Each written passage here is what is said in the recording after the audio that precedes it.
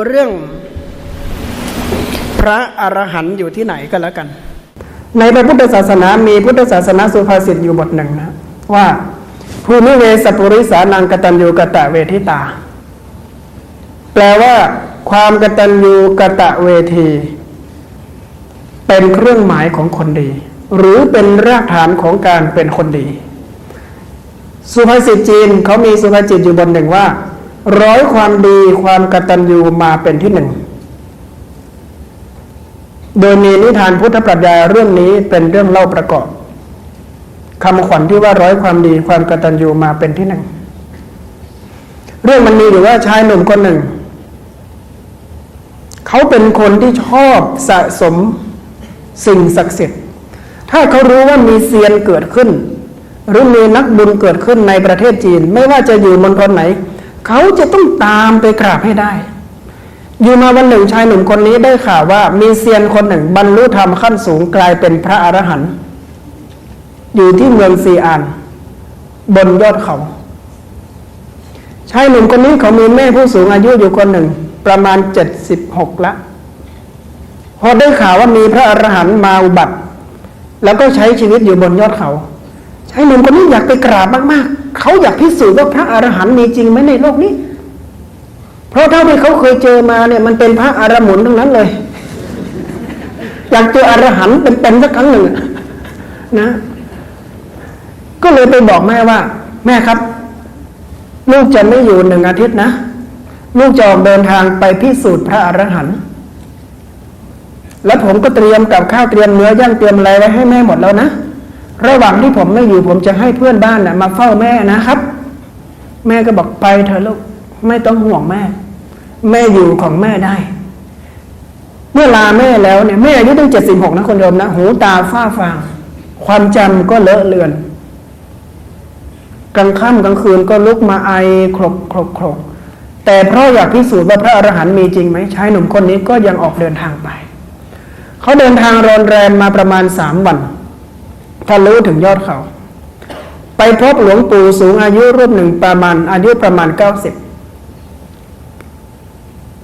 เขาเข้าไปกราบแล้วก็ถามว่าหลวงปู่ครับ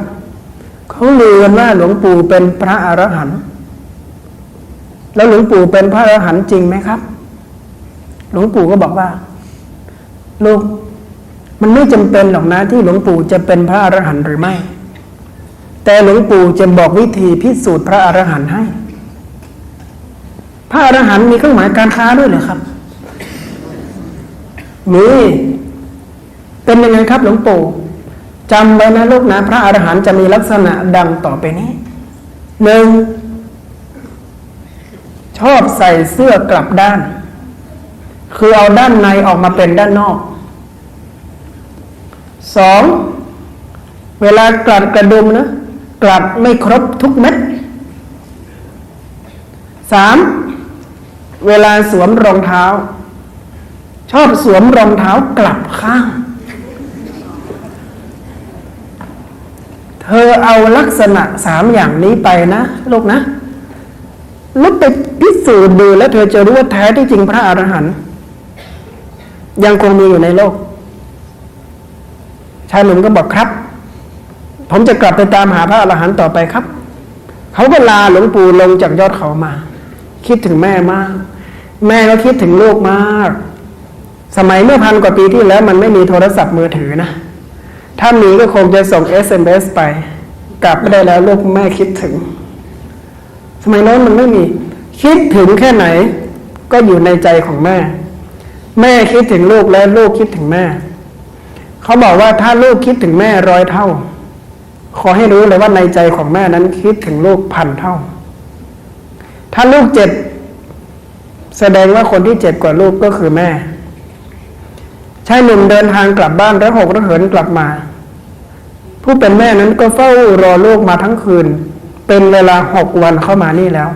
ในวันที่7ชายหนุ่มทะลุถึงบ้านประมาณโผล่เพลใกล้พบค่ำเขาเดินเข้าปากซอยมาตะโกนบอกแม่ว่าแม่ครับผมมาแล้วครับผู้เป็นแม่ได้ยินเสียงลูกชายนะ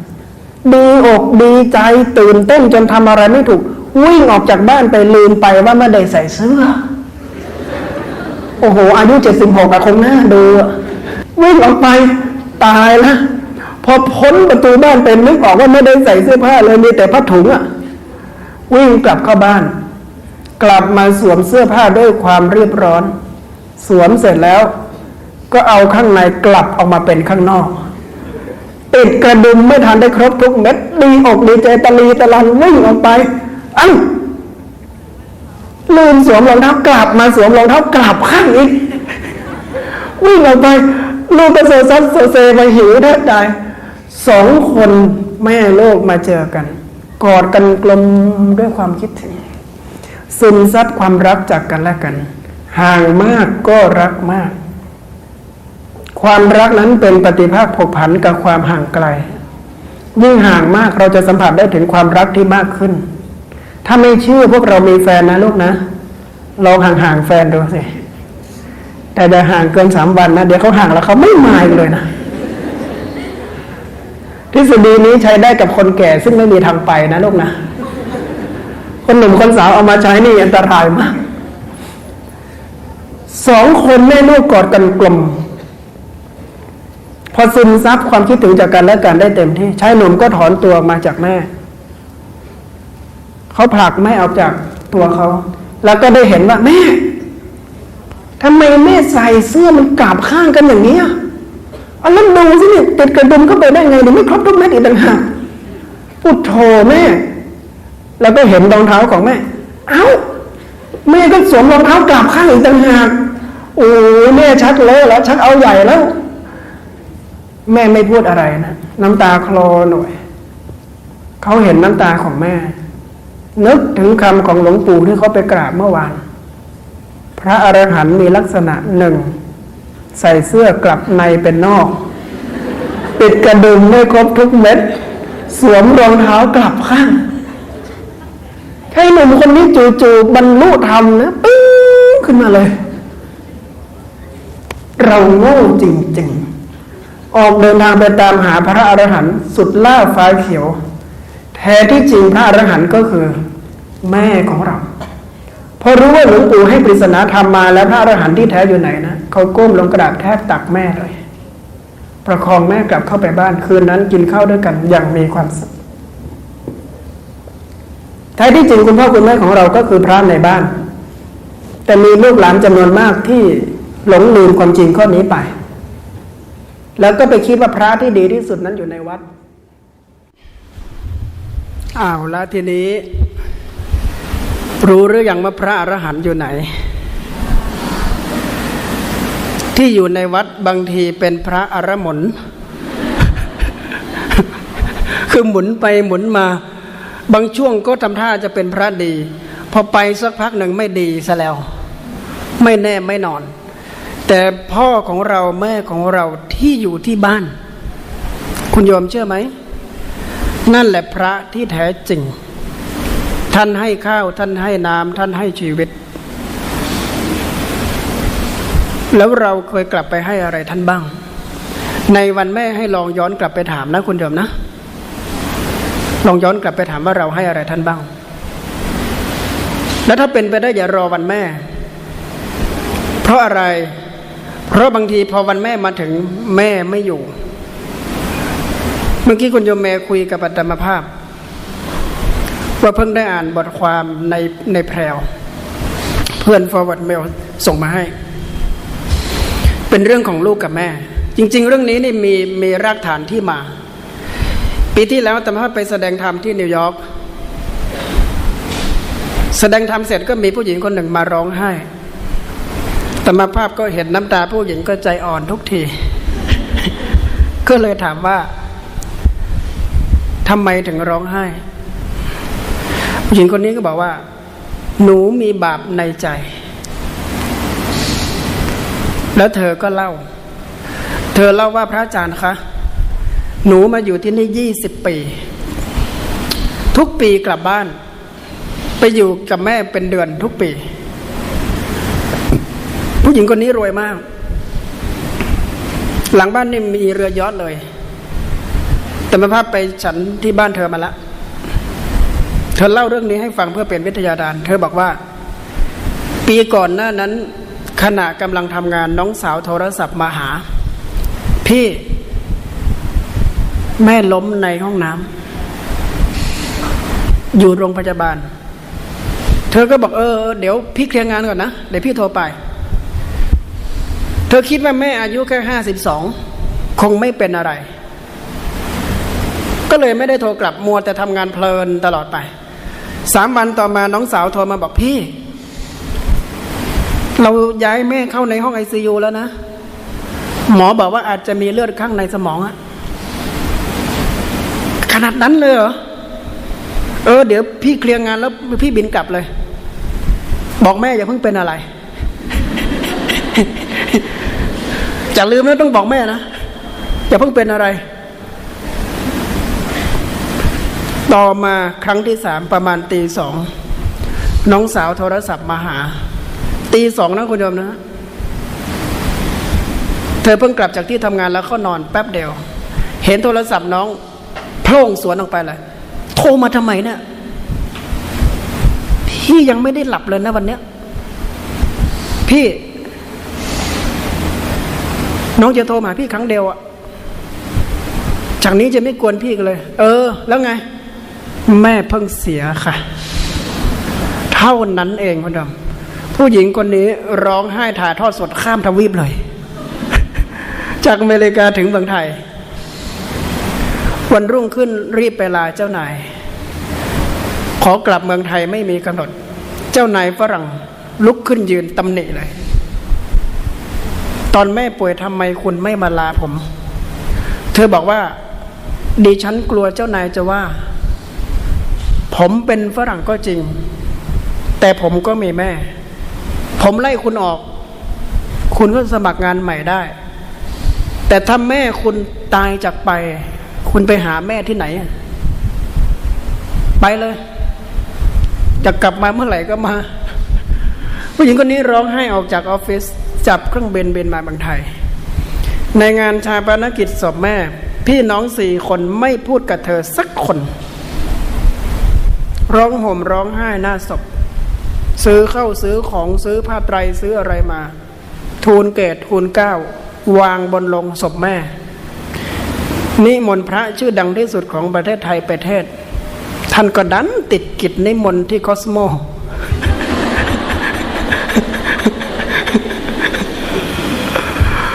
คือคนเราถ้าเจตนาไม่บริสุทธิ์นะคุณโยมแม้แต่ไปนิมนต์พระนะท่านก็ไม่ค่อยว่างนะนี่ไม่เหมือนคุณโยมเมนะกับคุณโยมช้างจันนิมนต์อาตมาวันที่23 ตุลาล็อกได้พอดีนะ เห็นไหมถ้าจิตบริสุทธิ์มันง่าย1 ใน 100ที่ล็อกล่วงหน้าแล้วมาเช็คคิวกับอาตมาแล้วเจอว่างนะ1 ใน 100วันนี้เจอเห็นไหมนี่คือจิตใจดีเป็นบุญเป็นกุศลผู้หญิงคนนี้กลับมาพยายามจะทำทุกอย่างเพื่อแม่แต่พี่น้องไม่พูดกับเธอสักคนจนกระทั่งวันเผาศพแม่นะคุณผู้ชมนะคืนนั้นเธอเดินเข้าไปหาพี่น้อง4 คนเปิดอกคุยกันว่านี่พวกเราจะไม่คุยกับพี่ใช่ไหมน้องสาวคนเล็กซึ่งเป็นน้องสุดท้องเฝ้าแม่มาตลอดตั้งแต่ต้นบอกว่าพี่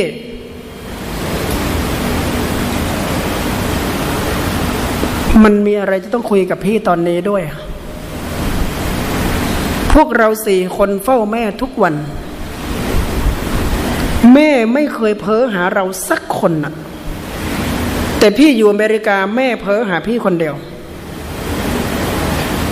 พวกเรา4 คนแม่รักพี่คนเดียวอ่ะ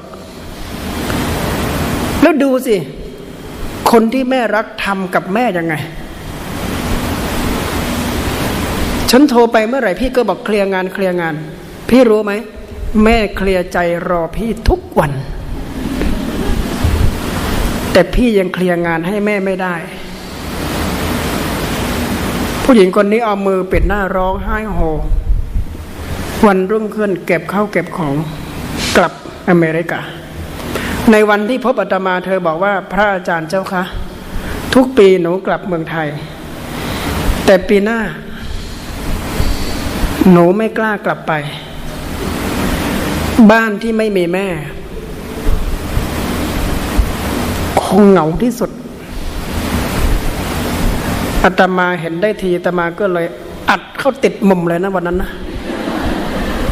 กำลังโซเซเมาหมัดมาเลยเนี่ยเราต้องรีบน็อกเลยโยมแผลเป็นที่กายนะถ้าเมืองไทยไม่เกินแพทย์ที่โรงพยาบาลยันฮีหรอกแต่แผลเป็นที่ใจเนี่ยใครจะรักษาให้โยมแล้วอาตมาก็เทศต่อว่าคุณโยมคนจำนวนมากทำตัวเหมือนแม่บ้านที่กำลังเย็บผ้าสาวได้ออกมาจากหลอดได้แล้วก็หลงผิดคิดว่าได้ยังเหลืออยู่ในแกนได้เยอะแยะมากมายสาวมาใช้ไม่บรรยะบรรยังสาวไปในสักพักหนึ่งได้หมดที่เราเห็นว่าได้มันเหลือเยอะๆแท้ที่จริงได้นิดเดียวแต่แกนได้มันใหญ่ใช่ไหมกว่าจะรู้ว่าได้หมดแล้วแกนได้มันใหญ่ได้ในมือหมดแล้วเย็บผ้ายังไม่เสร็จพวกเราทุกคนก็เหมือนกันมักจะคิดว่าพ่อแม่อายุไม่มากท่านยังไม่จากไปหรอกแล้วก็ประมาทอาตมาภาพพูดบ่อยๆว่าพ่อแม่ก็เหมือนยาคูแป๊บเดียวหมดอายุได้เลยแล้วเวลาจะหมดอายุบอกล่วงหน้าไหมฝนจะตกยังมีเมฆตั้งเท้าโทรศัพท์จะถูกตัดยังมีบินมาเตือนเจ้านายจะได้เราออกยังส่อค้าว่าไม่ปลื้มแต่พ่อแม่จะจากเราไปฝึกงานในโลกหน้าท่านส่งสัญญาณเตือนล่วงหน้าหรือไม่คนจำนวนมากพากันประมาทว่าวันเวลาในชีวิตของผู้มีพระคุณยังคงเหลืออยู่มากมายแล้วก็คิดว่ายังหรอกยังไม่ต้องรีบกลับไปดูแลท่านหรอกยังหรอกยังไม่ต้องซื้อเสื้อผ้าให้ท่านหรอกยังหรอกยังไม่ถึงวันแม่เลยรอให้ถึงวันนั้นก่อนค่อยทำดีให้เต็มที่หารู้ไหมว่าบางทีวันที่เรารอคอยอาจจะเป็นวันที่เดินทางมาไม่ถึงดังนั้นทุกท่านทุกคนที่มีพ่อมีแม่นะขอให้ฟังเรื่องนี้เอาไว้เป็นนิทัศน์อุทาหรณ์อย่าคิดว่าพ่อแม่อายุไม่มากท่านจะยังไม่จากไปแท้ที่จริงนั้นพ่อแม่มีสิทธิ์ที่จะจากเราไปได้ตลอดเวลาโดยเหตุดังนั้นถ้าเมื่อไหร่ก็ตามที่เรารู้สึกอยากกตัญญูต่อพระคุณพ่อพระคุณแม่นาทีที่คุณรู้สึกขอให้คุณทำทันทีและถ้าคุณได้ทำแล้วจะทำมากทำน้อยวันหนึ่งถ้าแม่จากไปคุณย้อนกลับมานึกถึงคุณไม่ต้องมานั่งเสียใจเพราะคุณได้ทำเพื่อท่านแล้วในชีวิตอาตมาภาพเป็นชีวิตที่ผูกพันกับโยมแม่มากๆครั้งหนึ่งพรรษาแรกที่บวชเป็นสามเณรอายุ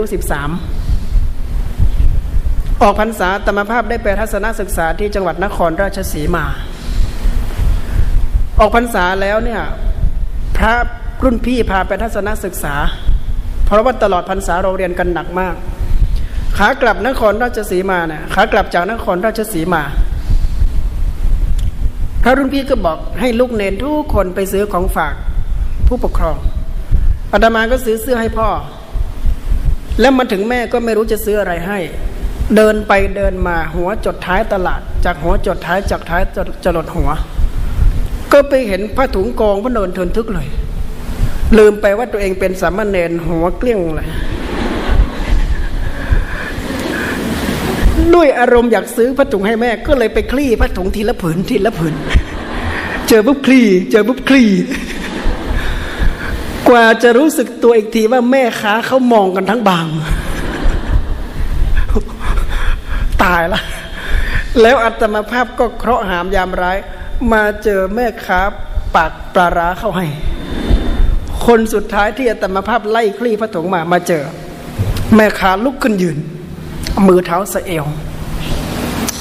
มองหน้าอาตมาภาพเหมือนจะกินเลือดจะกินเนื้อ แต่เจ้าเนนน้อยยังไม่รู้สึกตัวยังคงคลี่ผ้าถุง ดูลายตีนจก แม่ค้าทำท่าทะมึงถึงเป็นเพราะอย่างนี้นี่เองศาสนามันถึงเสื่อมแม่พระเนนเดี๋ยวนี้นะมันดัดจริตซื้อผ้าถุงให้กิ๊กโอ้โหอาตมาสะเทือนเลยหลังจากนั้นอาตมาภาพไม่ได้ยินอะไรอีกเลยเพราะเธอเล่นด่าแบบนันสต็อปหูดับตับไม่ชุดใหญ่เลยนะพอเธอเหนื่อยปุ๊บอาตมาก็บอกโยมเดี๋ยวฟังก่อนที่ซื้อเนี่ยไม่ได้เป็นอย่างที่โยมเข้าใจอาตมาภาพไม่ได้ซื้อผ้าถุงไปให้แม่ทูลหัวที่ไหนแต่ซื้อให้โยมแม่ของอาตมาซื้อให้โยมแม่จริงหรือเจ้าคะไม่มีเหตุผลที่อาตมาภาพจะโกหกโยมโอ้ตายละพอรู้อย่างนั้นนะน้ำตาของแม่ค้าคนนั้นไหลหลั่งพรั่งพรูเต็มสองแก้มคนโยมเธอร้องไห้โดยไม่มีเสียงการร้องไห้มีสองอย่างนะหนึ่งร้องไห้แบบเปิดเผยคือเสียใจร้องไห้โฮอันนี้ไม่น่าวิตกหรอกแต่ถ้าเสียใจแล้วร้องแบบไม่มีเสียงน้ำตาไหลลงทั้งข้างในและลงทั้งข้างนอกอันนี้เจ็บปวดที่สุดเธอเพ้อออกมาว่าถ้าโยมนะมีลูกเหมือนกับพ่อเนนนะโยมไม่ต้องมานั่งไขผ้าถุงหรอกโยมมีลูกกี่คน3 คนไปไหนไปกรุงเทพหมดเลยเขายังอยู่ไหมอยู่ครบทุกคนแล้วมาเยี่ยมโยมไหมตั้งแต่ไปก็ไม่เคยกลับโยมก็คิดซะว่าพวกเขาตายจากไปแล้วก็หายไปหลังร้านนะคุณโยมนะไปร้องไห้จนตัวโยนมนุษยชาติทุกคนมีจุดอ่อนเรื่องพ่อเรื่องแม่นะคุณโยมนะเพราะฉะนั้นพวกเราจำไว้นะอยู่กับสามีถ้าสามีกำลังจะซ้อมพี่จำได้ไหมตอนพี่ไปขอฉันจากแม่พี่รับรองว่าจะดูแลฉันอย่างดีที่สุดใช่ไหมถ้าพี่ซ้อมฉันเท่ากับซ้อมแม่นะเดี๋ยวเขาใจอ่อนเองแม่ค้าคนนี้พอแตะไปถูกประเด็นเรื่องแม่เรื่องลูกร้องห่มร้องไห้ไม่เป็นอันทำอะไรหายไปหลังร้านกลับออกมาชายเสื้อเปียกหมดเลยอาตมาภาพเลือกผ้าถุงได้1 ผืนพออาตมาจ่ายสตังค์ปั๊บเธอหยิบผ้าถุงมา2 ผืนใส่ถุงประนมมือจบเหนือศีรษะพ่อแนนเจ้าค่ะ2 ผืนนี้โยมถวายถือว่าเป็นการขอขมาลาโทษพ่อเนนที่เผลอปากไปหน่อยเมื่อกี้ อย่าได้เป็นเวรเป็นกรรมต่อกันนะเจ้าค่ะซื้อ1ได้3หาที่ไหนได้ ดูสิคุ้มไหมเนี่ยไม่มีโอกาสจะทำอีกสักครั้ง กลับเชียงรายอาตมาภาพก็เอาผ้าถุงไปให้โยมแม่ไม่เห็นโยมแม่สวมเลยสักครั้งหนึ่งในชีวิตจนกระทั่งวันหนึ่งปีสุดท้ายที่แม่จะเสียแม่ป่วยหนักวันหนึ่งเรียกอาตมาภาพซึ่งเป็นพระลูกชายเข้าไปคุยด้วยแม่เปิดตู้เสื้อผ้าทีละตู้ทีละตู้ทีละตู้แล้วก็บอกอาตมาว่าลูกดูสิสมัยก่อนนะแม่ใช้เสื้อใช้ผ้าถุงร่วมกันกับพี่สาวเสื้อ1 ตัวผลัดกันใส่ไปโรงเรียนเสื้อกันหนาว1 ตัวใช้จนขาดไปข้างแล้วดูตอนนี้สิลูกเสื้อผ้าของแม่นะผ้าถุงของแม่เนี่ยมันเปิดร้านได้เลยนะแล้วท่านก็หลุดมาคำหนึ่งว่าทุกวันนี้นะลูกนะในหมู่บ้านเราไม่มีใครมีความสุขเท่าแม่แต่มาภาพเนี่ยก้อนสะอื้นแล่นเป็นริ้วๆจากท้องน้อยเลยนะคุณผู้ชมมาติดอยู่ที่นี่เกือบกลั้นไม่อยู่เพราะว่าผ้าถุงก็ดีเสื้อผ้าทั้งหมดก็ดีอาตมาซื้อให้ทั้งหมดซื้อทุกปีหน้าที่เราคือซื้อ แม่จะสวมไม่สวมจะนุ่งไม่นุ่งจะใส่ไม่ใส่แล้วแต่แม่หน้าที่เราคือซื้อไปเรื่อยๆอาตมาภาพเพิ่งมารู้ว่านั่นเป็นความภูมิใจสูงสุดในชีวิตของท่านจนกระทั่งปีสุดท้ายที่ท่านเสียพี่สาวโทรศัพท์มาบอกอาตมาภาพนั่งรถทัวร์กลับเชียงรายด่วนจีตอนรถเข้าตัวเมืองเชียงรายก่อนจะถึงโรงพยาบาลตี 5อาตมาภาพฝันเห็นโยมแม่มาเยี่ยมในฝันแม่สวมผ้าถุงและเสื้อคอกระเช้าที่อาตมาซื้อให้สะเทือนใจที่สุดก็ตอนที่ไปเยี่ยมแม่ในห้อง ICU ชุดที่แม่ใส่บนเตียงนะคุณโยมกับชุดที่เห็นในฝันคือชุดเดียวกันเลยวันนั้นอาตมาภาพเป็นลูกคนเดียวของแม่นะเรามีกัน6 คนที่รู้ว่าการป่วยครั้งนี้คือป่วยครั้งสุดท้ายในชีวิตแม่เพราะอะไรตอนเช้าแม่มาเข้าฝันแล้วแสดงว่าแม่ไปแน่นอนอยู่มาประมาณ15 วันอาตมาภาพสอนกรรมฐานโยมแม่ข้างเตียงทุกวันแม่พูดไม่ได้นอนน้ำตาคลอหน่วยมองผ้าเหลืองอาตมาภาพแทบไม่ไปไหนเลยนั่งเพื่อให้ท่านได้มองผ้าเหลืองของพระลูกชายสอนท่านตลอดวันหนึ่งท่านก็เขียนข้อความใส่กระดาษ A4 แล้วยื่นให้อาตมา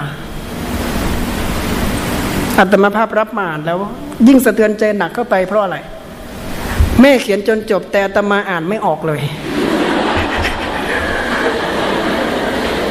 อาตมาไม่รู้ว่าแม่กำลังเขียนอะไรอ่ะมันเป็นไส้เดือนทั้งหมดอ่ะเจ็บปวดมาก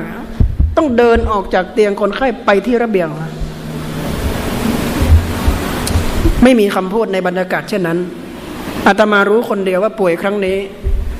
คือครั้งที่จะนำพาชีวิตมาพบกับการจากพรากครั้งยิ่งใหญ่ที่สุดในชีวิตซึ่งเป็นครั้งที่อาตมาภาพประวัติพรั่นพรึงมาตลอดว่าวันหนึ่งถ้าท่านจากไปฉันจะอยู่ยังไงและในที่สุดในขณะที่เรากำลังลังเลใจว่าจะยื้อชีวิตท่านไว้หรือจะให้ท่านอยู่กับเครื่องช่วยหายใจไปอย่างนี้เรื่อยๆเช้าวันหนึ่งท่านก็เป็นลมสลบไปแล้วก็ยาวไปอย่างสงบพี่น้องทุกคนร้องไห้แต่อาตมาไม่ร้องเพราะอาตมารู้สึกว่าก่อนแม่จะไปเพียง1 ปีแม่ส่งสัญญาณให้อาตมานั่นคือการเรียกอาตมาภาพเข้าไปแล้วคุยเป็นการส่วนตัวว่าลูกทุกวันนี้ในหมู่บ้านของเราไม่มีใครมีความสุขเท่าแม่และชุดสุดท้ายที่แม่ได้ใส่ก็คือผ้าถุงที่เราซื้อให้จริงๆเวลาไหนที่อาตมาคิดถึงแม่ขึ้นมานะอาตมาก็จะบอกตัวเองว่าอย่างน้อยที่สุดนะก็ยังทันได้ซื้อผ้าถุงให้ท่านมันก็สะกิดแผลในใจของเราไม่ให้มันลุกลามไปมากกว่านี้เพราะอย่างดีที่สุดเราซื้อผ้าถุงให้ท่านแล้วท่านนุ่งด้วยท่านมาเข้าฝันบอกเราด้วยว่าแม่จะสวมชุดนี้นะไปฝึกงานในโลกหน้าคำถามก็คือเราทุกคนเคยซื้ออะไรให้คุณพ่อคุณแม่เราไหมถ้ายังไม่เคยนะไม่ต้องรอวันแม่ทันทีที่รู้สึกอยากทำให้ทำเลยเพราะถ้ามีเช่นนั้นถ้าวันสุดท้ายของท่านมาถึงมันนึกอีกทีมันทำไม่ทันนี่คือบทเรียนชีวิตที่อาตมาภาพพบเจอมาแล้วอาตมายังคิดว่าตัวเองโชคดีนะที่อย่างน้อยที่สุดก็ยังซื้อของให้ท่านทันอาตมาภาพซื้อแม้กระทั่งเข็มขัดเงินนะคุณโยมนะ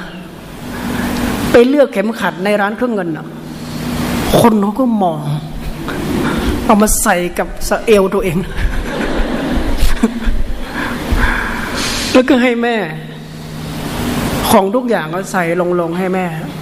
สิ่งที่อาตมาภาพขอจากแม่คืออะไรในชีวิตนะมีปลอยผม1 ปลอย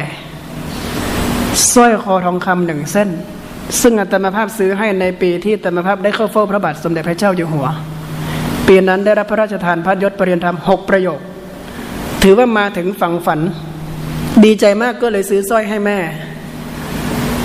อีกอย่างหนึ่งก็คือตัดเอาชายผ้าถุงของโยมแม่เก็บไว้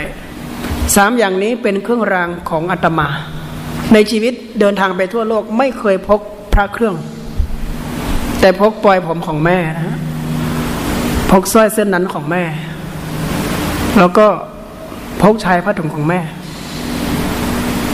และปีนี้เขาถวายรางวัลลูกกตัญญูแต่แม่ภาพก็ไม่เคยทำเรื่องขอนอกหลักเกณฑ์อีกต่างหากนะเพราะหลักเกณฑ์เขามีว่าลูกต้องได้รับในขณะที่แม่มีชีวิตอยู่อาตมานี้แม่ไม่อยู่แต่เขาก็จะให้พวกเรากตัญญูเข้มข้นมากวันหนึ่งรายการโทรทัศน์รายการใหญ่รายการหนึ่งโทรศัพท์มาหาอาตมาพระอาจารย์เจ้าคะวันแม่แห่งชาติพระอาจารย์ได้รับรางวัลลูกกตัญญูอยากจะนิมนต์มาสัมภาษณ์พระอาจารย์เอาโยมแม่มาด้วยนะคะ มันเกิดเรื่องกันตรงเนี้ยอาตมาบอกว่าโยมแม่อาตมาภาพอยู่เมืองนอกไม่เป็นปัญหาเจ้าค่ะท่านอาจารย์ประเทศไหนก็ได้ทางรายการยินดีสนับสนุนตั๋วเครื่องบิน ก็เลยต้องบอกไปว่าแม่ไปสัมปรายภพยังจะให้มาไหม ตกลงเลยไม่ได้ไปออกรายการเขาเลยเพราะฉะนั้นก็ฝากประสบการณ์เรื่องของผู้หญิงคนเมื่อกี้และเรื่องราวของอาตมาภาพกับโยมแม่นะมาเป็นธรรมะบรรณาการคือของขวัญทางธรรมให้คุณลูกทั้งหลายนำไปคบคิดพิจารณาแล้วย้อนถามตัวเองว่าลูกของพ่อลูกของแม่ทุกวันนี้เป็นคนดีให้ท่านได้ชื่นใจแล้วหรือยังก่อนจะจบธรรมะบรรยายในช่วงที่2อาตมาภาพขอให้เราทุกคนมาฟังเพลงหนึ่งชื่อเพลงพระอรหันต์เอาทุกท่านหลับตาลงนะรักแม่มากๆต้องตั้งใจมากๆเลยเพลงนี้อาตมาประพันธ์เองนะพร้อมแล้วมาฟังพร้อมกันนะพระอรหันต์ที่จำพรรษาอยู่ในชายคาบ้านเดียวกันลืมตาก็เห็นหลับตาก็เห็นเป็นใครกันกราบพระอรหันต์ทันใดได้บุญทันทีอาหังมาตาปิตุนังปะเทวันทามิอาหังมาตาปิตุนังปะเทวันทามิข้าพเจ้าขอกราบแทบเท้าทั้งสองของแม่และพ่อพระอรหันต์ที่จำพรรษาอยู่ในชายคาบ้านเดียวกันลืมตาก็เห็นหลับตาก็เห็นเป็นใครกันกราบพระอรหันต์ทันใดได้บุญทันทีทุกคนประนมมือขึ้นมายังหลับตาอยู่นะขอให้เราทุกคนน้อมรำลึกถึงดวงหน้าของผู้เป็นแม่ของเราจนเห็นดวงหน้าของท่านชัดเจนที่สุดพินิจดูสิว่าเราไม่ได้จ้องหน้าท่านมากี่ปีแล้วรอยความเหนื่อยหนักรอยความเหี่ยวย่นร่องรอยแห่งการแบกภาระที่ปรากฏบนดวงหน้าของผู้เป็นแม่ของเรานั้นสะท้อนว่าเป็นเวลานานเหลือเกินที่ท่านได้ทำทุกสิ่งทุกอย่างก็เพื่อให้เราผู้เป็นลูกได้มีชีวิตที่มีความร่มเย็นเป็นสุขแม่สละทุกสิ่งทุกอย่างแม้กระทั่งชีวิตของตัวเองเพื่อความก้าวหน้าของโลกแม่ยอมทุกสิ่งทุกอย่างเพื่อให้ลูกได้มีชีวิตที่สดใสบางครั้งแม่ก็ยอมได้ที่จะเป็นคนที่คอยปิดทองหลังพระลูกโดยไม่เคยเสนอหน้ามาแบ่งเอาความดีความชอบจากลูกในวันที่ลูกมีความเจริญรุ่งเรืองแม่จำนวนมาก ยินดีหมกตัวเองอยู่ในห้องแคบๆเพียงลำพังแล้วยอมให้ลูกตัวเองอยู่อย่างสง่าผ่าเผยในบ้านหลังใหญ่ๆเพื่อลูกแม่ยอมทุกอย่างเราทั้งหลายผู้เป็นลูกเคยมองเห็นแม่ผู้เสียสละขนาดนี้บ้างหรือเปล่าเคยสบตาท่านเคยมองดูแววตาที่เต็มไปด้วยความรักเต็มไปด้วยความอาทรจากท่านบ้างไหมบ่อยครั้งเหลือเกินที่แม่พูดยังไม่ทันขาดคำเราก็ขึ้นเสียงกับท่านบ่อยครั้งเหลือเกินที่เราก็ลงมือลงไม้เอากับแม่และบ่อยครั้งเหลือเกินที่เราโทษตัวเองว่าที่แย่อยู่ทุกวันนี้ที่ยังคงเป็นคนยากคนจนเพราะแม่ไม่ทิ้งสมบัติไว้ให้เราช่างเป็นลูกที่เอาแต่เรียกร้องจากแม่โดยหารู้ไหมว่าแม่ไม่เคยเรียกร้องอะไรจากลูกเลยฉะนั้นวันนี้ลูกๆทั้งหลายได้มาฟังธรรมะขอให้เธอทั้งหลายจงนึกถึงแม่แล้วน้อมนำเอารสพระธรรมเอาปีติสุขเอาความกตัญญูรู้คุณแม่เอาสติปัญญา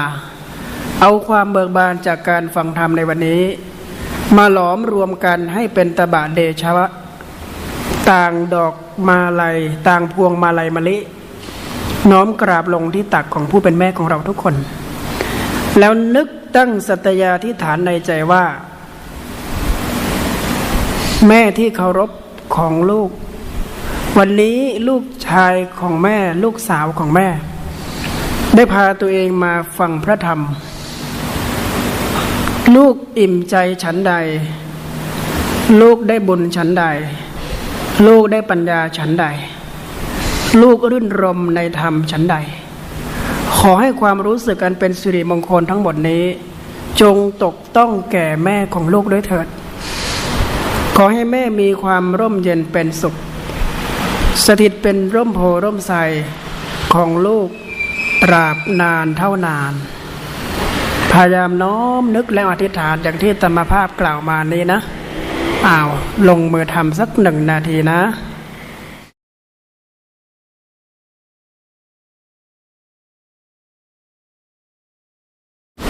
เอาละเมื่ออธิษฐานเสร็จแล้วเนี่ยอาตมาภาพก็ถือว่าทุกท่านเป็นลูกที่ดีมากๆถือว่าเราเป็นคนเก่งของพ่อของแม่ทุกคนก็หวังเป็นอย่างยิ่งว่าธรรมบรรยายในวันนี้จะเป็นสิ่งปลอบประโลมใจให้ลูกๆทุกคนกลับบ้านไปแล้วก็ทำอะไรดีๆให้แม่นะ